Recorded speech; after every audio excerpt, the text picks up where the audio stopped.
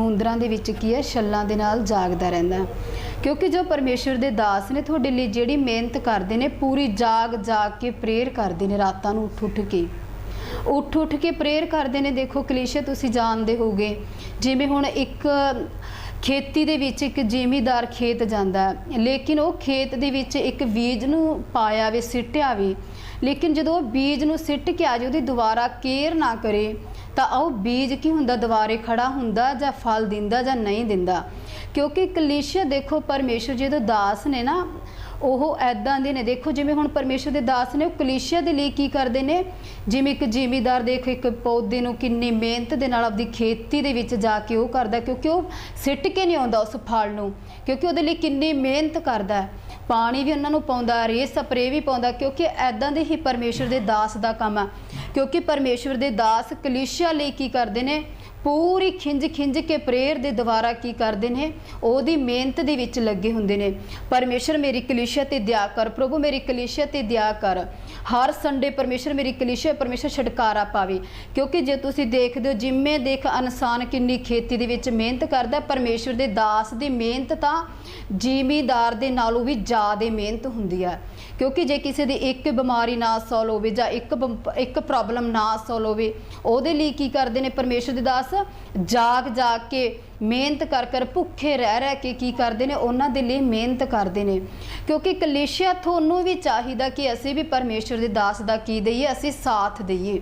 क्योंकि साथ देखो परमेश्वर दे दास दा कोई ये नहीं हैगा भी परमेश्वर दे दास ने तुहानूं कुछ कहना जां ना।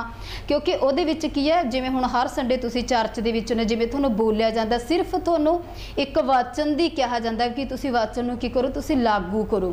क्यों जदों कलीसिया तुसीं वचन नूं लागू करोगे, क्योंकि मेरा विश्वास है परमेश्वर दी दास दी द्वारा, परमेश्वर दी दास दी सामर्थ्य दे द्वारा, परमेश्वर दे अभिषेक द्वारा की तुसीं हो जाओगे, तुसीं छड़ाए जाओगे। क्योंकि तुसीं एक परमेश्वर दा दास चाहुंदा कि मेरी कलीसिया एक की होवे, एक फलदार होवे। फलदार तुसीं कदों होवोगे कलीसिया, जदों तुहाडी जिंदगी दे विच जिहड़े परमेश्वर दे दास ने जिहड़ियां गल्लां बोलियां ने, परमेश्वर दे दास ने बोलिया सी ना भी वचन दे विचों भी पत्नी और पति की रहन, एक दूजे दे नाल मिले रहन, भी उन्हां दे विचों कोई शक पैदा, झूठ। अगर जे कलीसिया तुहाडी जिंदगी दे विच ऐदां दा हैगा सी, तुसीं ने मेरा विश्वास है तुसीं तौबा कीती, पर जदों तुसीं एतकी संडे तुसीं आओगे, पूरी तुसीं गवाही दे नाल तुसीं वापिस आओगे। हालेलूया। क्योंकि जदों आपां परमेश्वर दे दास ने जो भी अपने लिए गल बोली, क्योंकि पतियां दा आदर करो, पतियां दा आदर करो। जे परमेश्वर दे दास ने बोलता भी चोरी नहीं करनी, वचन दे विच लिखिया गया तुसीं चोरी नूं मत करो, छड्ड दो तुसीं। क्योंकि जदों भी परमेश्वर दे दास अपने लिए हर एक चीज़ दे लिए बोलते हैं, आपां नूं वो चीज़ की करनी चाहिए आ, उस चीज़ ते आपां नूं ध्यान देना चाहिए। क्योंकि परमेश्वर दे दास ने की लैना तुहाडे नाल, देखो इन्ना मत्था मार के, क्योंकि उहनूं एक पता की होवे, मेरी कलीसिया की होवे, एक नमूना अच्छा होवे। क्योंकि देखो जिवें एक अच्छा नमूना हुंदा ना, उहनूं अच्छे नमूने नूं कित्थों तक फैल जांदा, वो कित्थों तक जांदा। क्योंकि परमेश्वर दा दास भी चाहुंदा कि मेरी कलीसिया की होवे, मेरी कलीसिया की वचन दे विच भरी होवे। क्योंकि परमेश्वर दे दास दी ऐदां दी ही प्रेयर है, जिवें परमेश्वर दे दास ने बोलिया भी मेरे नाल की रखो, फास्टिंग रखो। क्योंकि तुसी फास्टिंग तुसी सारे ने रखने ने, जिवें परमेश्वर दे दास ने बोलिया जदों तुसी संडे चर्च दे विच आउंदे हो, तुसी संडे तुसी आपदा अंतर ध्यान हो के तुसी की करना, तुसी आपदे परमेश्वर दे वचन नूं सुनना।